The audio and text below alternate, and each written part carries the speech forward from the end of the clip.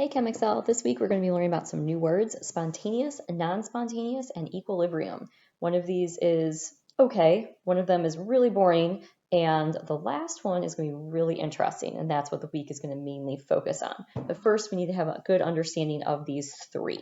Okay? All right, so first a quick review of those two driving forces from last week. All right, enthalpy was the first driving force, and you remember that the favored condition was exothermic. All right, exothermic reactions make more stable molecules. All right, the products are more stable than the reactants were. Stable molecules are going to be in it for the long run. If your molecule is stable, it's not going to react with very much of anything, and it's going to stick around for a long time. Right, so making more stable molecules is a favorable condition. From entropy's perspective, the favored condition is chaos. All right, if you check out all the matter in the universe, all right, overwhelming percentage of all matter is gas. It's not liquid and solid. All right, so gases are the favored condition. All right, and in the two videos for those driving forces, we also took a look at how to consider reactions not only going forward, but also going in reverse. So rather than saying, oh, this reaction is exothermic, this one is endothermic, we were saying, oh, the forward direction is exothermic or the reverse direction is exothermic, and then similar about an increase in chaos. All right, with two driving forces, you might be thinking there's only two outcomes, but there's three, just like the title of this presentation. The reaction could happen or the reaction could not happen. But there's a third option where the reaction could happen, but it can also happen backwards at the same time. So that's the thing we're going to start getting more at by the end of this presentation. So first, let's talk about spontaneous reactions. All right, this is where you want to start writing some stuff down under your definitions. Spontaneous reactions are the ones where once they start, they don't stop until one of your reactants runs out. This is what we spend most of our time in chemistry looking at. All right, our reactions that happen. I've got a couple combustion reactions here, single replacement in the middle, double replacement, all right, with that pretty yellow swirly stuff there. All right, the equation for the single replacement reaction in the middle here is given down below as well. All right, this one we can see is probably maybe more of an enthalpy driven kind of thing, because from an entropy perspective, we're not offhand noticing a big difference. There are ways of calculating entropy and seeing that entropy in this case does go up as well, but we're not going to be getting into all of those calculations. Okay? But we can see this is a spontaneous reaction. If you dip solid copper into a solution of silver nitrate, you will make solid silver in a solution of copper nitrate. That will spontaneously happen. All right, combustion reactions, you kind of have to kickstart them a little bit, but once they get going, they don't stop. So we can see in this one, they're putting a lid right on that grease fire in there, all right, to try to cut off the oxygen so it runs out of reactant and it can stop. Okay, so those are spontaneous. In terms of how to identify them off of those driving forces, all right, if both of your driving forces are saying go forward, all right, these are just some problems from your worksheet last week. All right, in this case, they're both saying forward. It's exothermic in the forward direction. Right, we have gases over here. We've got that increase in entropy in the forward direction. It's definitely spontaneous. Why wouldn't it be? All right, both of the driving forces are trying to drive it in the forward direction, so it will happen. All right, here's a good example of enthalpy and entropy both going reverse, right? Positive delta H means we would normally say endothermic, which would mean heat's over here, which is another way of saying, oh, the reverse is exothermic. All right, we also have 3 gas molecules on the left versus only 2 on the right. So entropy would favor the reverse reaction there as well. So this has no chance of being a spontaneous reaction. Both driving forces want this reaction to go in reverse. If you had some NO2, right, you might spontaneously get that to form nitrogen and oxygen eventually, but right, it's not going to go forward. It has no reason to, not on its own. All right, a couple other ways we could pair these things up. Right, in this case, we have enthalpy saying forward, but entropy saying reverse. In order for this to be a spontaneous reaction, enthalpy, the one that says forward, enthalpy would need to win this battle. Right, and in this reaction, we have enthalpy is reverse, entropy is forward. Right, they do not agree on which direction this should be running. So if entropy won this battle, since entropy is saying forward, then the reaction would proceed forward. Okay, but entropy would need to outright win for that to happen. Non-spontaneous reactions, all right, here's another definition. All right, non-spontaneous reactions are either not going to happen or they're going to require an outside energy source, and they're going to stop when you remove that energy source. Okay, so for example, got here, you've seen this picture before last week, water being split into hydrogen and oxygen by passing electric current through it. Right, that's a continuous supplied outside energy source. All right, if you disconnect it from the battery, this reaction stops. Okay, I got a picture of a tree here.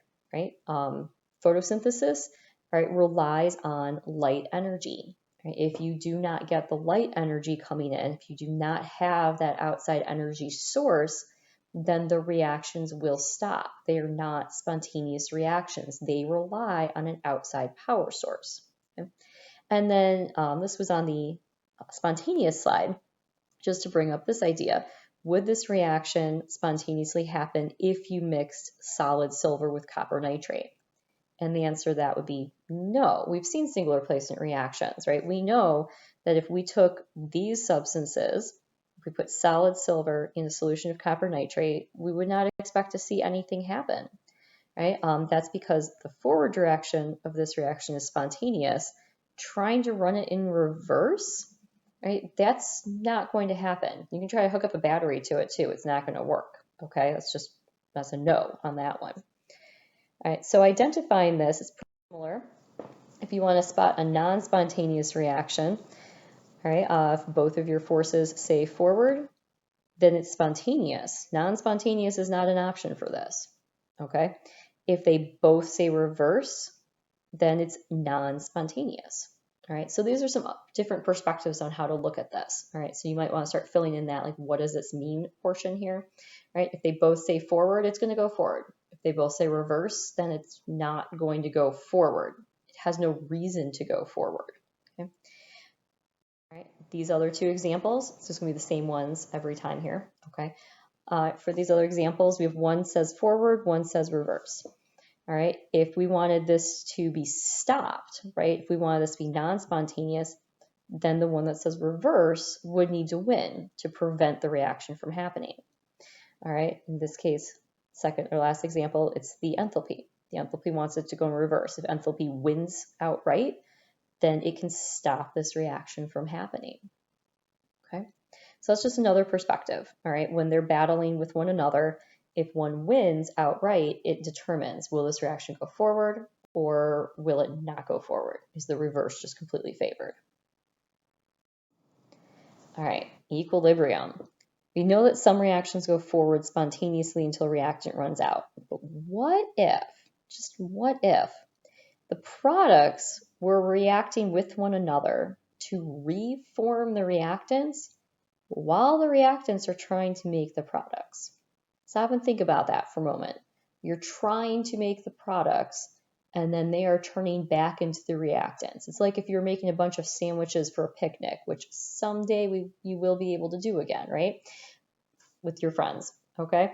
But if you're trying to make sandwiches and your little sister sneaks in and is like deconstructing sandwiches, like while you're making sandwiches, okay?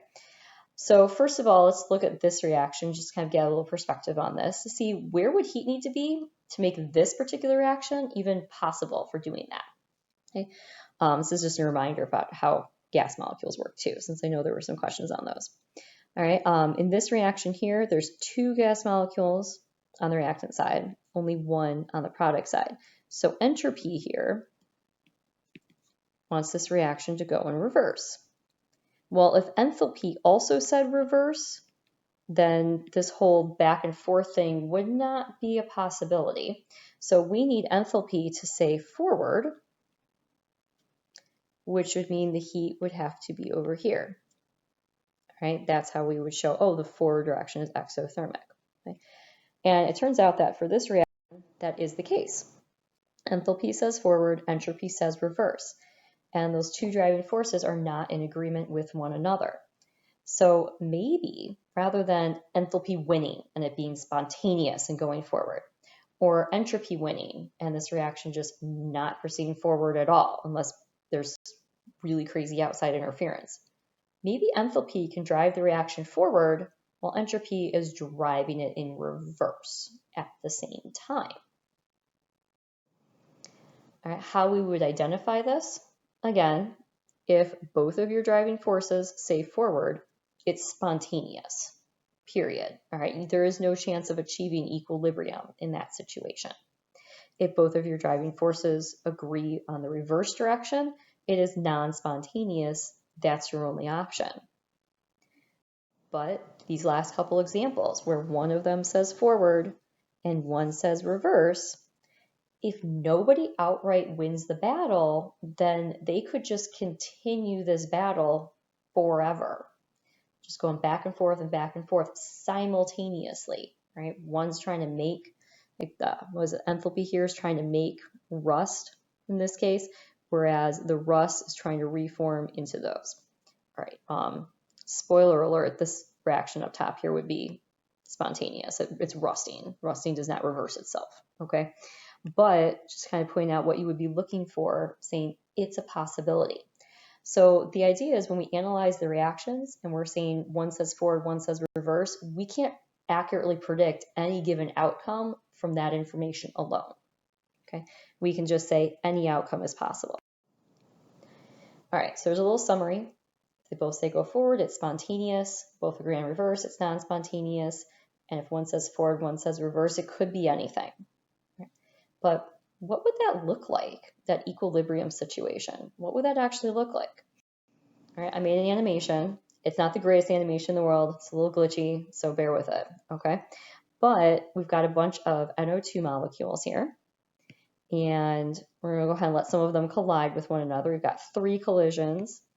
All right, oh no, that collision didn't work. Maybe it didn't have enough energy. Maybe it didn't have the right orientation. They just bounced off of one another, right? Just because they collide doesn't mean they need to react. Those 2 reacted though. Okay, so we had a couple of successful collisions. We made the product there. Now we have the N2O4. All right, maybe these guys can react with each other. Oh, look at that. That was a successful collision. And now at this point, we might be thinking, oh, well, if these last couple react, then the reaction's done, right? Or is it? Because while enthalpy was driving this reaction forward, entropy is driving it in reverse, and it just split apart that N2O4 molecule. Right? And if that one reforms, another one got split apart. And if we put that back together, there's another one split apart. So it seems like no matter what we do, we still have a mixture of the reactants and the products. It's not just one or the other. It's a mixture, and it would sustain this condition forever if we just let it sustain it. All right, we would just have a mixture of all those things. So in equilibrium, the forward and reverse reactions are occurring simultaneously, which is so weird. It never stops. It'll look like it stopped at our level. We won't see any color change. It'll just seem to be maintaining something, but at the molecular level, the reaction is still going on. Okay. All right, so what you're going to do next is you're going to complete the work that's in this equilibrium Canvas page, all right, that this video is posted in. You've already done the first couple of columns, the factors that determine equilibrium, so you should really use the info from this video to finish that. We've got a couple of little quick practice worksheets there to kind of get those ideas down. And then this week you'll also have a kitchen lab to understand equilibrium better. Try not to make too much of a mess. It's a little splashy, all right? If you do make a mess, just make sure you clean up after yourselves, all right? Bye, Comic Cell.